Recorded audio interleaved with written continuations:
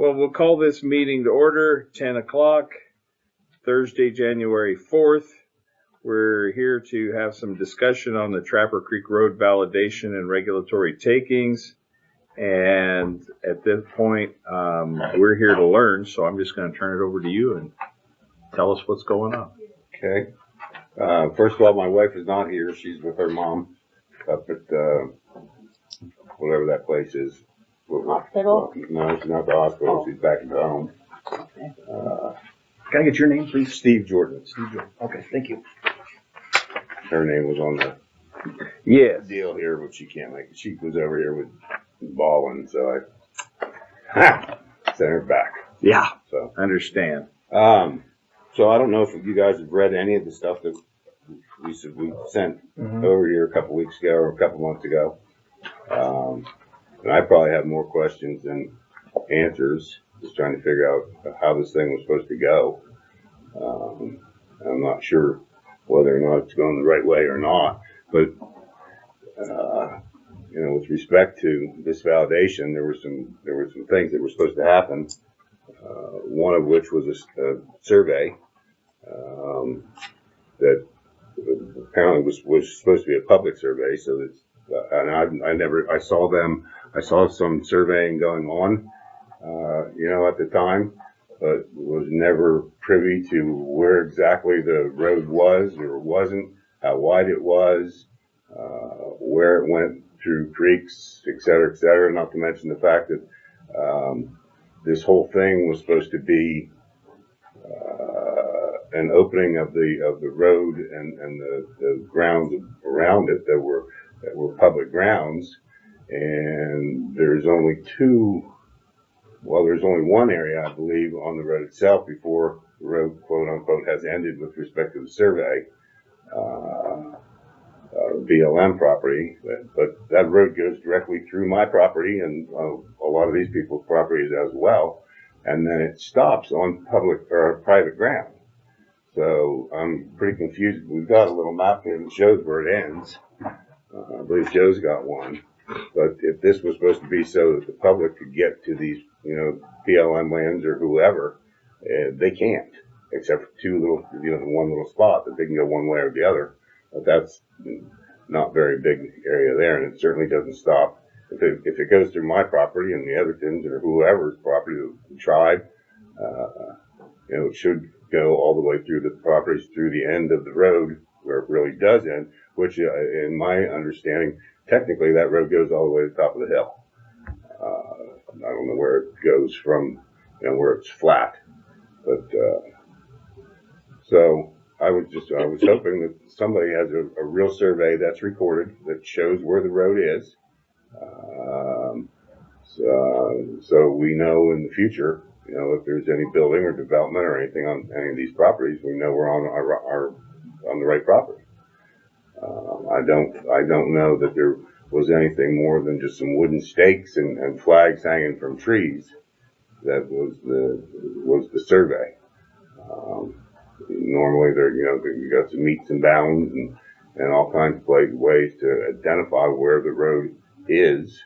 And so if the road is, if the survey was down the middle of the road and it's 20 feet or 10 feet or however many feet off to each side, it'd be nice to know where these marks are so that we can, we know where our property is.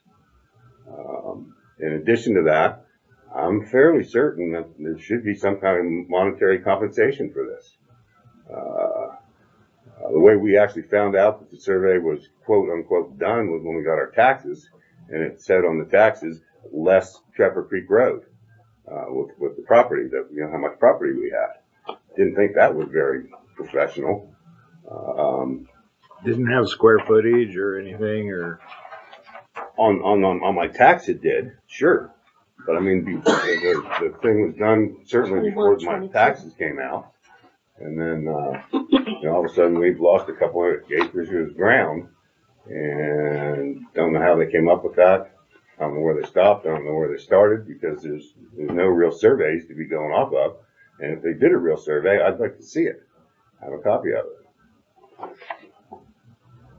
You know who Who did the actual Form? survey? Yeah. No, I don't know, but quote unquote, you guys hired him. Okay. Not you personally, but The last the board. last, yes, The last board. the last Okay. board. Yeah, so a lot of this was before our time. Yes, it was. Oh, And okay. falls, Yeah. you get to clean up the mess. From the survey, I'm Jan Higdon, his advocate. From the survey should come the legal description, needs and bounds for each of the parcels, and then a deed should be issued from the landholder to the county for the meets and bounds legal description, quitclaim. And then from there, the deed goes to the assessor's office, and the assessor works the new legal description and parcel numbers from that. There's been no deeds, there's been no payment, because this was considered a validation, but in reality it was a designation. And no follow through after that. So do you believe a survey took place? No. The survey I've seen has no meets and bounds per parcel, it's just lines. It doesn't say there's a point, a cap right here, and you go northwest so many feet to the next one, and southeast to this one. It doesn't have any of that description whatsoever, which has to be, and per parcel, is bad. Joe, have you got a map over there that would help us Yes, understand I do. some of This this? is a survey, and I believe these guys here are the ones that actually had to pay for this survey. Surveys. What year? It is a poor survey. You can look at this if you guys would like. About what year is this survey, Joe? I think it has a date on there.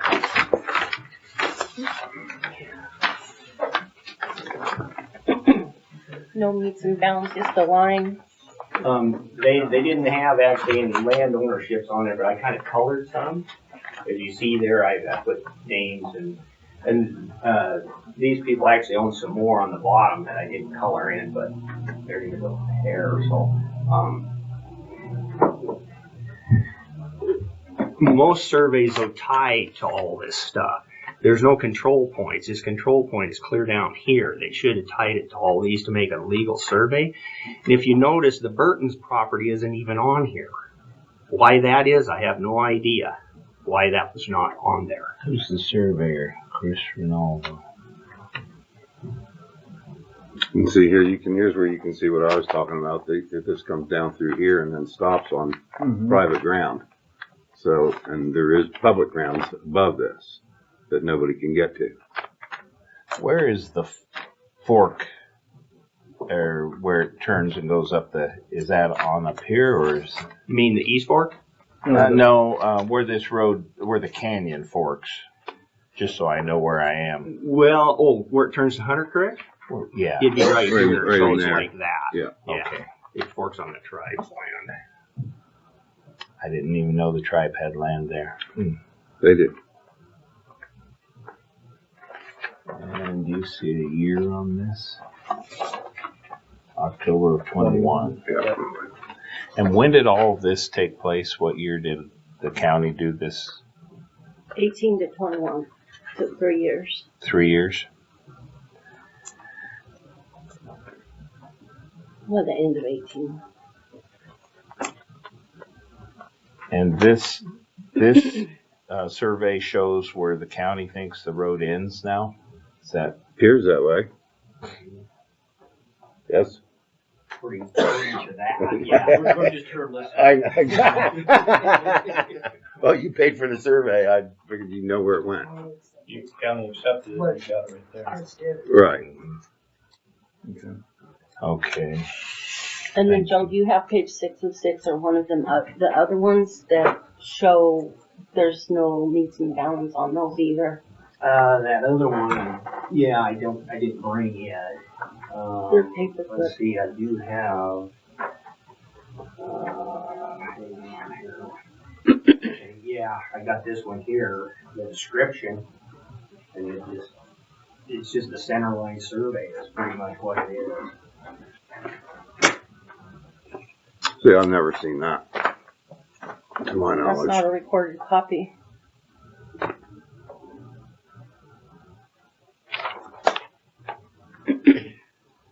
So, Can we get copies of these?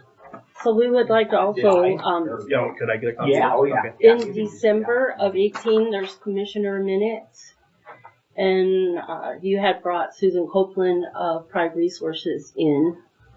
And the minutes say that she stated she conducted some preliminary research prior to this meeting and did not find anything in Shoshone County authorizing validation. Shoshone County is maintaining a small portion of this road, and past this road, she did not find any valid documentation. Now, that would be your evidence that the road was ever designated. And then in her report, she went on and said the same thing.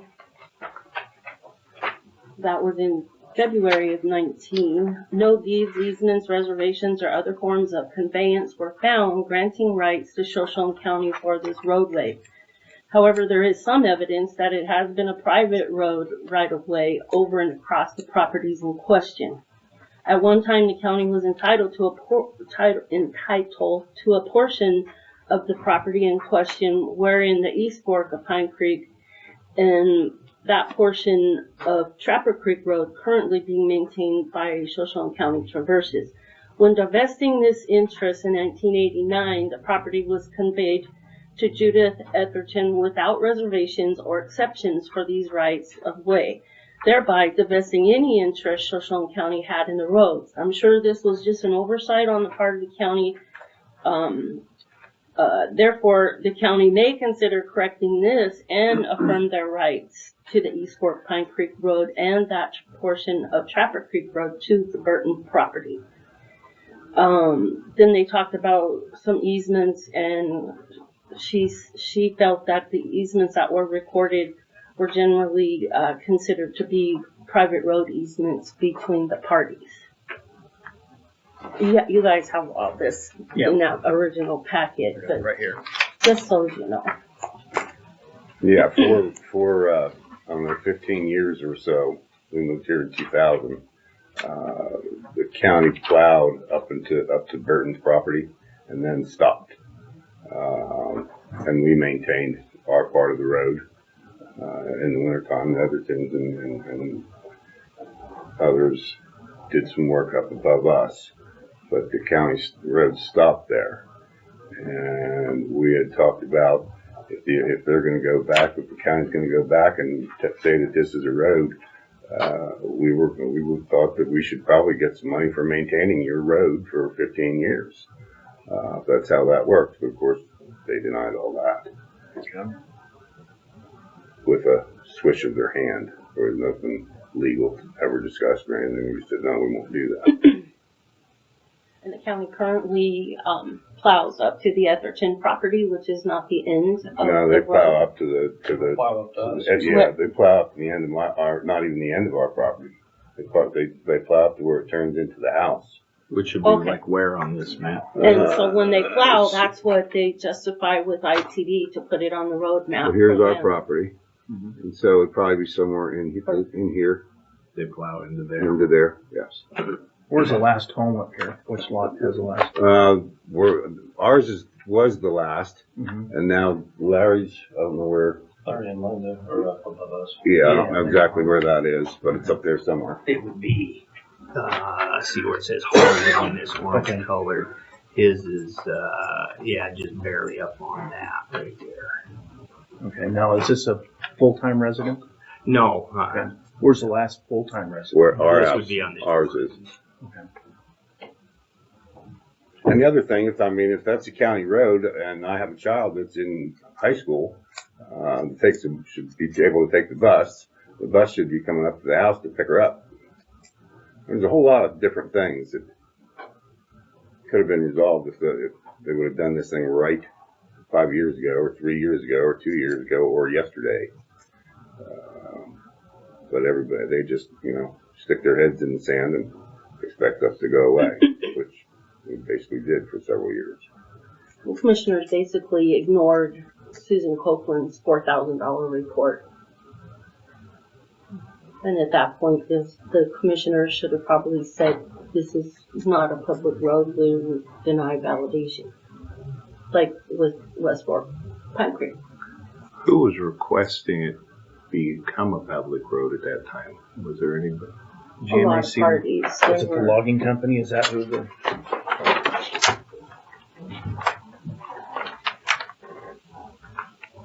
GMC logging, etc.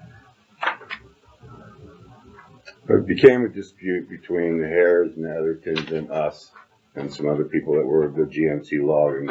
The dispute was whether or not there was an original easement, which we battled it out and we both blew a bunch of money. And then I'm not exactly sure what changed the tide, but on their side they came up with this RS 247 deal. That I'm sure you're familiar with the golden rule. Who has the gold makes the rules, and I was running out, so I offered to not fight the RSV 47 or whatever the hell it is if they would drop their lawsuit on they had going, and that's how we got to where we are now. They dropped their lawsuit. I didn't fight the RSV and whatever, but the what should have been done because of them. I mean, I'll give you a great example. I believe that mandate ensures that the road is as it was back in 1880. Okay, so that road would be 10 foot wide, 12 foot wide, something like that. Actually, it could have been a horse path for all I know. So when this thing, with the last group of gentlemen that were sitting in your chairs, I took metal stakes because you go past a pretty good sized field to get to my house once you come onto our property. And it appeared to me like this was going to be a free for all, that people could park wherever they wanted to park. They could camp on the side of the road. Who the hell knew? Because you don't know how wide your road is. And I put metal stakes up the side of the road with flags, and I was told they were just fine right there. Well, they certainly weren't 25 feet from the middle of the road, which is what I'm told, or hearsay is what the survey is. But how can you tell that when all you got is a line going through a map? That may or may not be that adequate, that accurate as well. So when you look at RS 24977, 2477. You can't say it either. I can't. 2477. Revised statute from the 1800s mining law, part of it. The McCoys in 1917 submitted a homestead entry form to the United States government for 147 acres, which includes theirs and a lot of other property. And then within that, they have 5 years to build a home, do some ag on it, either farming or logging or something. And then after the 5 years, then the president issues the patent deed. The land comes out as soon as the entry form is filed. The land is removed from it's withdrawn from federal lands. At that point, the RS 2477 law cannot be implemented on private land in that manner as the county did. It's been pulled out. So we think that the former commissioners acted inappropriately. All of the properties in that area were patented. All of them. Okay. Help me out here by summarizing what you're requesting from the county at this point. Well, I think down at the bottom here, we've noted 4 different possibilities of what could happen. One could be to nullify the validation and just act like it was never there, and then the parties that are on that road could work out. I know that the Hares have easements with the other group of people that were part of this thing. Maybe we could go back to just having, we could all sign easements between ourselves and have that group of people establish who is there and who is not. We could have the gate back up that everybody might get keys. All things that we've tried or we worked on or were available to us back then, but if not me, we were all pretty stubborn. We're pretty stubborn. I'm certainly one of them, and that led to confrontation where we're at. So if you nullify the thing and we work out our differences with the easements all between each other, that might be a possibility. You could go and actually figure out what the mandate for this RSV 2077 or whatever it is, 2477, and keep going and do it correctly if it can be done. I think that we definitely would like the survey. If this is going to happen, the survey's a real survey come out, not just guesses on a map. So we know what property is ours and what is not. I mean, if you go, as you go up the road from the Burtons where this thing starts, one side is basically a very steep hill, which is right alongside the road. The other side is my field. And as where they're turning into my house now, where they're saying we're going to, I'm using the term they, probably not a good term. Where the snow is being plowed, we have more property past that. It's in a treat area. Do I get any money for any value of those trees? I don't know. Especially since I don't know how wide the road is. I mean, it was conveyed that we would get compensated for the trees if they were cut down to widen the road. There's so many things. I can't just sit here right now and give you all the details of everything that's happened. Now the logging company that brought this forward on the petition, what property do they have here? I believe theirs is the one that's at the very end up here. Close to the end. Close to the end? Close to the end. Okay. Right there with this David Heyman. Okay. There was another piece of land belongs to Legit. He was never even notified. He told me about any of this. Is he landlocked? All right. Yeah, pretty much. Did he say he was?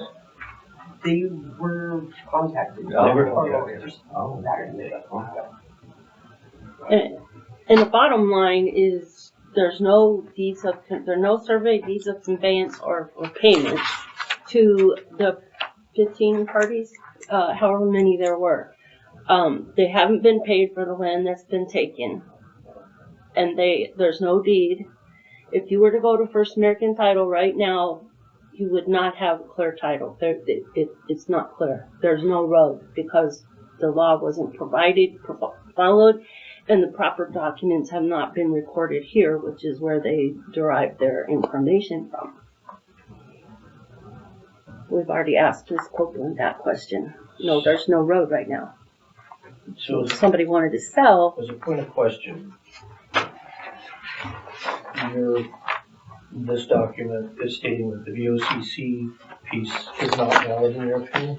Correct. Okay. Just wanted to get that straight. Okay.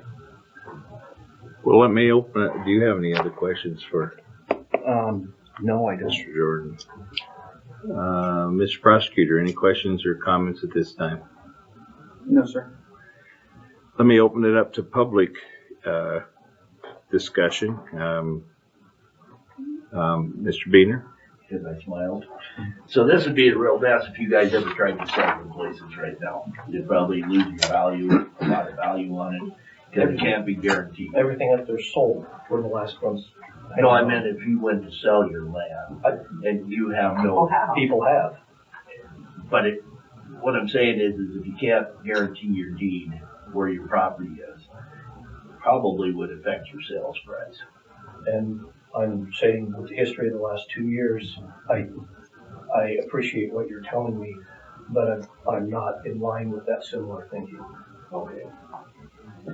We would need to get a copy of the deed and see if the road's been exempted on the deeds.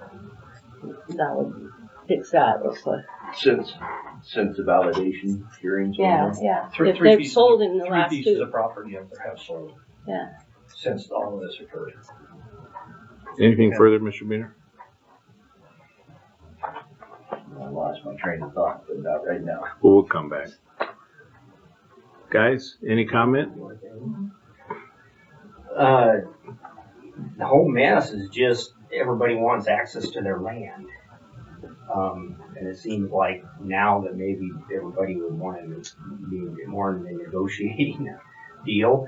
Problem is, these guys have spent a lot of money on a survey and everything else. You know, I mean, not just you guys, but There are other things that are going to occur because of this meeting, because of documentation that we had with Steve and Judy through a different action. So, that being said, the money's going to start rolling again.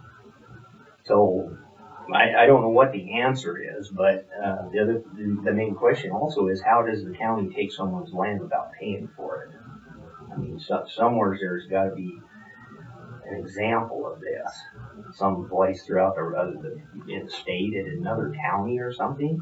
And I asked the previous commissioners some of these questions, and they didn't have an answer for it.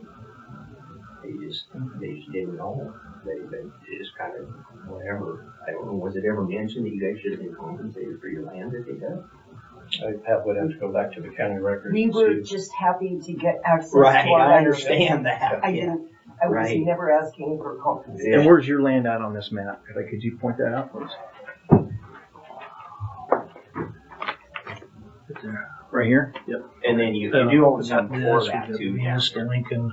Now, there used to be a mine up there. There's still there. They're still. Okay. The- Did that used to belong to Bill? It was that my the big it? father's, and it is now mine. It's yours, okay. Well, it's BLM's, we lease it from BLM. Oh, there was the mine at Whiskey Hills. Right, and there is added above, I don't know how to describe it, the white spot. Right. Okay. Oh, yeah, right, correct, right where the road So I'm trying to starts. figure out where, I haven't been up there in so many years, so I'm No, trying to figure out. There was a tunnel there too. Where the road shifted after the flood, from the one canyon wall to the other, the white spot there, Oh, okay. the shale slide. Yeah, okay.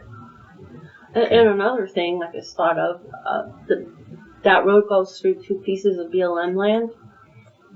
And BLM really wasn't involved too much in this deal, but I guess they Pretty much not at all. They eventually worked out something with the commissioners.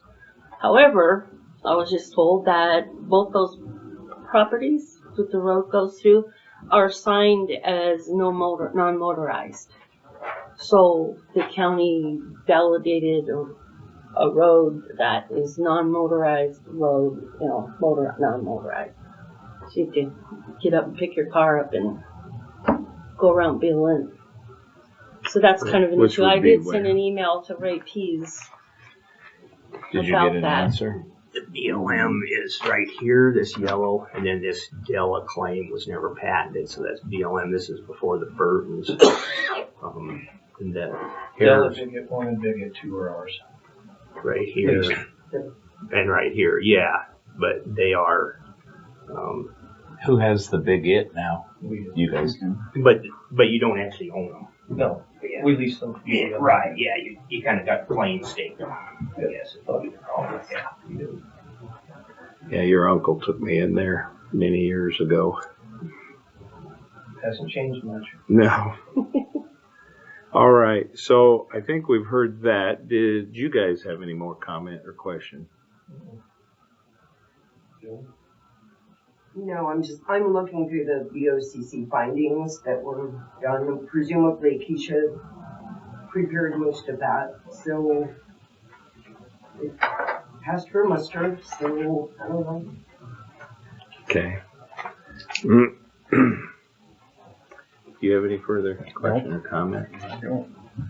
Mr. Prosecutor, last opportunity, anything? Okay. I noted in here that you asked for a meeting in the next month or so to let you know what our intentions are.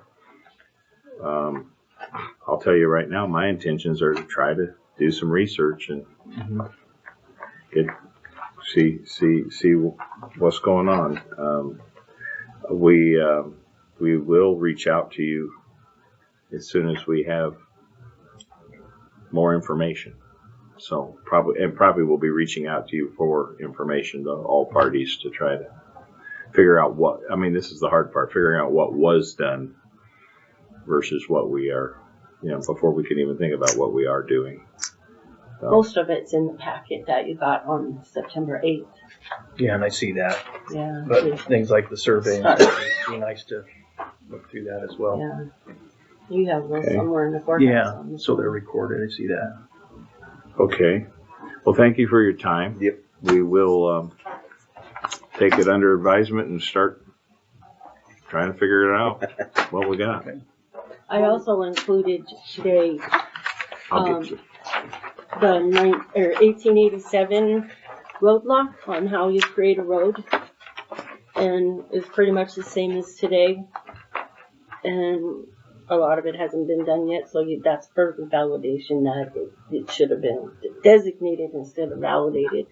And then the 1887 law from Congress, public law on RS 2477, and that from that date forward, the feds couldn't do anything in their plans or anything, rules regarding 2477. So the BLM right now will only do easements to the county, which have to be paid for. Skip Brent with Idaho County has an example. It's like, it's from there and it's nasty. It's so one-sided. You got to do everything, and then they can revoke it at any time. And then the Forest Service goes by quiet title with this. So they're going against that public law that they do quiet title action, and BLM just does easements. So you're saying it's not complicated. Yeah, right.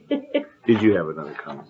Yeah, could we be notified next time there's a meeting like this? I try to keep up with the weekly agendas, but since it is now obviously coming back that we're gonna have You'd make sure Sydney has your contact information. Sure. You have We'll an email address. You can. try to include the folks that are here today, keep you in the loop.